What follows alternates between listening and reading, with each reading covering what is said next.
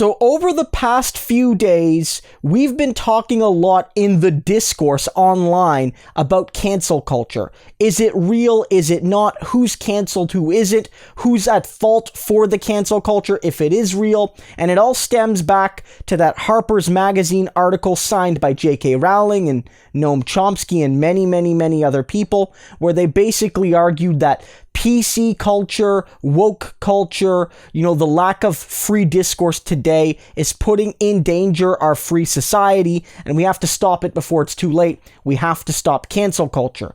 But a lot of people have noted that the very sorts of folks that are writing that letter, who largely see themselves as victims, have never really ever been canceled, especially the biggest names on that list. And what they're actually saying is, we want to be shielded from criticism.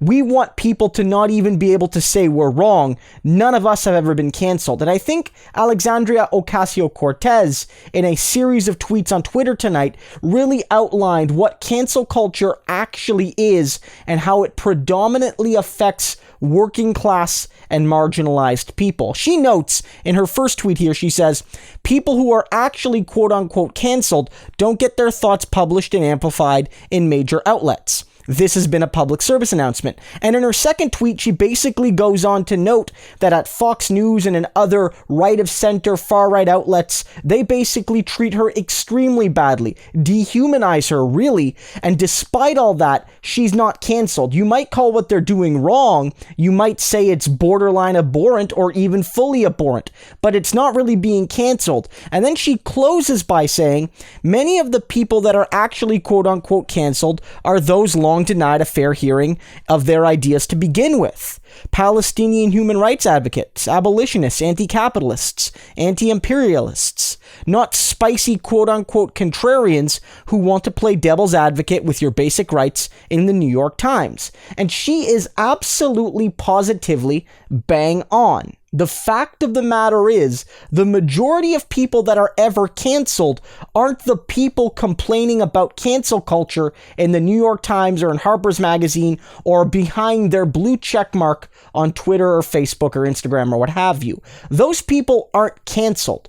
Those people are beckoning for a time when media was fully unidirectional, where they could write in the biggest newspapers or the biggest magazines, they could write national bestsellers and never hear criticism from the hoi polloi, from regular folks, from even middle-class white regular folks, let alone the most marginalized, about their work.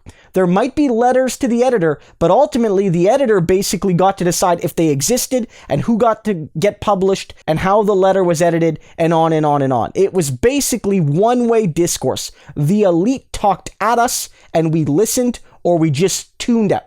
That was the choice. Now, with social media, it's still not equal. Don't get me wrong. The rich and wealthy and well-connected and the social and political and cultural and intellectual elite have immense power. But now you can make memes about them on Twitter. Now you can say, hey, J.K. Rowling, you're wrong about being a TERF on Twitter, and here's why you're wrong about being a TERF on Twitter. And these people think that means cancel culture. That's what they fundamentally mean. Most of the people on that Harper's list have never been canceled. Some of them have tried to cancel others, namely those standing for Palestine. But at the end of the day, none of them are really fundamentally victims of cancel culture. And this isn't to say that cancel culture doesn't exist, but it affects predominantly left-wing folks and predominantly working class folks. That's what's happening here. If you want to look beyond what AOC is noting, at the people getting canceled, it has to do with the lack of worker protections, the lack of job security within the wider economy. If you can't whistleblow, if you can't effectively speak up to injustice in your workplace, if you can't actually form a union without reprisal, and I know technically it's illegal to fire a worker if they're trying to form a union, but good luck proving it. Those are the real cancel cultures. Workers saying, hey, my job place is unjust, it's unsafe, it's unclean, it's environmentally unfriendly, it's unethical. They are the people at risk of being canceled by their bosses. And if you want to look at the centers of cultural production and cancel culture there in the media and in the academy and academia, It's not left-wing students and professors silencing right-wing students and professors. It's the fundamental lack of job security for an entire generation of academics. I've trained as a PhD. I've never had job security in academia because there's no job security for the younger professors, for the young generation of scholars. If they take controversial stands, technically left or right wing, but more often left wing, they could just be denied a future position. They won't be fired because they don't even need to be fired. They just have to not be offered that next contract. They just don't have to get a job even if they're objectively qualified for it because they're politically troubling. There's no tenure for them. And the same thing in news media. When everyone's a freelancer, when no one has job security, when no one has tenure at a newspaper, when no one has this sense that they're actually employed somewhere, and to cancel them, you have to actually affirmatively fire them and do something like that, then cancel culture exists for these precarious workers. Journalists that take on big companies, rich people, take controversial stands, they're the ones most likely to be canceled. So cancel culture does exist. It does. But it affects the most marginalized people. All of those people I mentioned are working or middle class people without job security and who take controversial stands. And that affects people from all backgrounds. But you bet your bacon that if you're black or indigenous or if you're LGBTQ or you're otherwise marginalized, that the risks you take are even greater. They're even greater. The people getting canceled are the people that don't even get heard.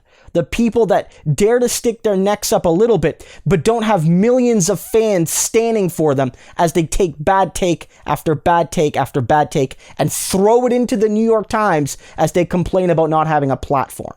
Those people aren't canceled. You can disagree with somebody. You can disagree with somebody and they're not canceled because of it. You can say, I don't want to buy your books anymore, or I'm not going to read your articles anymore, and they're not canceled because of it. Ignore this whining from the largely center-right to far-right intelligentsia about how they're being canceled out of their multi-million-dollar platforms that they still have, and look to regular working-class people of all backgrounds who routinely get canceled whenever they speak truth to power. There's your issue of free speech and free society being imperiled.